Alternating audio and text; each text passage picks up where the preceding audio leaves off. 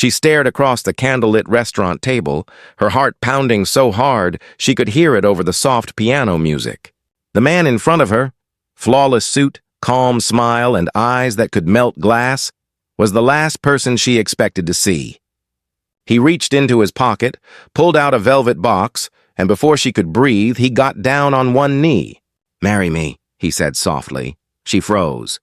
Everyone was watching. Her throat tightened as she whispered, "Is this some kind of joke?" Because just 3 days ago, she thought this date was a prank. But what happened next will make you believe in miracles, destiny, and the power of seeing beauty where others don't.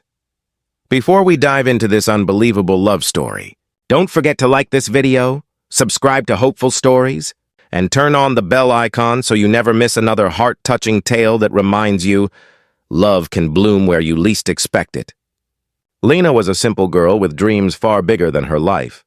She worked 2 jobs, one at a small bookstore during the day and another cleaning offices at night. Every morning, she looked in the mirror and whispered to herself, "Someday, I'll be seen." But the world rarely noticed her.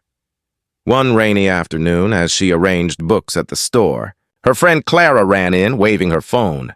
"Lena, you won't believe this. Someone left a note for you at the counter." Lena blinked. "For me? Who would do that?" It was a cream-colored card with elegant handwriting. "Dinner at Le Mirage, 7 p.m. this Friday." "I'd like to meet you." "See," Clara gasped. "Le Mirage? That's where celebrities eat. Girl, this is huge." But Lena laughed nervously. "It's probably a prank. Who would invite me to a place like that?" Still, curiosity tugged at her. She thought maybe it was a co-worker being playful or someone from her book club. Against her doubts, she decided to go, telling herself she'd just have one coffee and leave. Friday came. She borrowed a simple blue dress from her neighbor, did her hair as best as she could, and walked into Le Mirage, feeling every pair of eyes on her. She'd never seen such luxury, golden lights, glass chandeliers, and waiters who looked like they belonged in fashion magazines. Reservation for... "Lena?" she asked nervously. The hostess smiled politely and led her to a private table by the window. And there he was, a man in a tailored suit looking out at the city skyline. When he turned, Lena almost stopped breathing. He was beautiful, but not in a movie star way.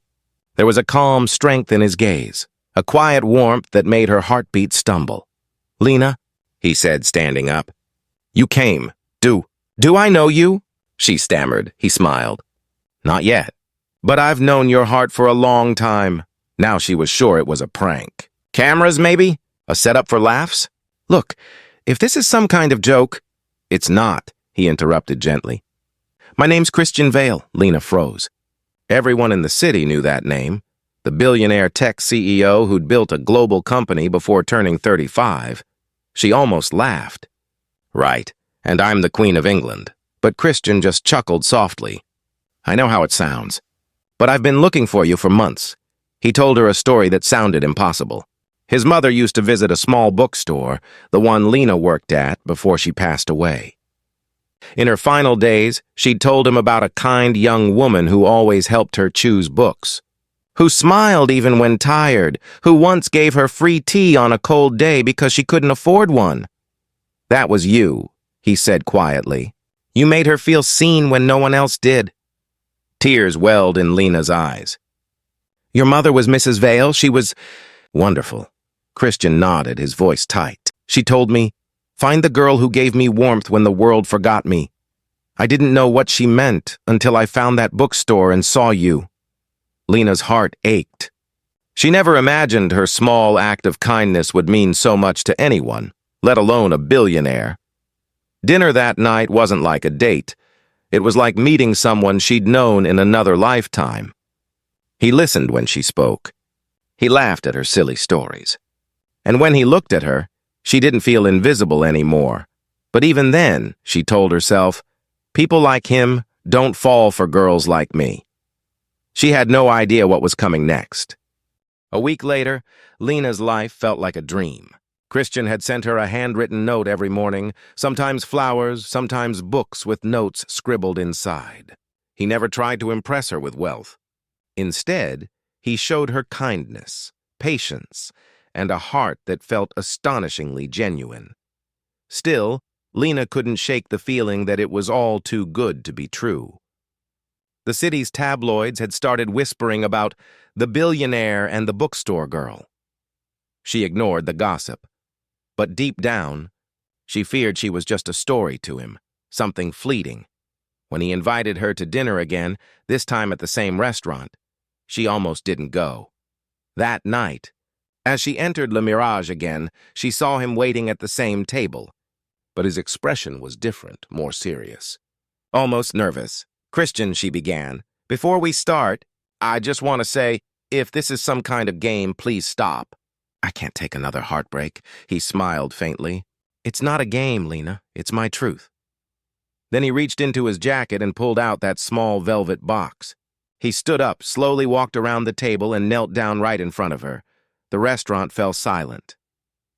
"Lena," he said, voice trembling slightly, "you gave my mother comfort when she was dying. You gave me hope when I thought love wasn't real. I don't care where you come from or what you have. I only care that when I'm with you, I remember what life feels like again. Marry me." Lena's vision blurred with tears. "You can't be serious," she whispered. "I'm nobody," he shook his head. "You're everything that matters." Everyone around began to clap softly. The world disappeared for a moment as Lena's trembling hands covered her mouth. Then she nodded, whispering through her tears. "Yes," cameras flashed, but all she saw was his smile, the same warmth his mother once carried. From that day on, Lena wasn't the poor bookstore girl anymore. She was Lena Vale, the woman who reminded a billionaire that love isn't bought, it's earned. And in the years that followed, Christian never stopped bringing her wildflowers from the field near her old bookstore.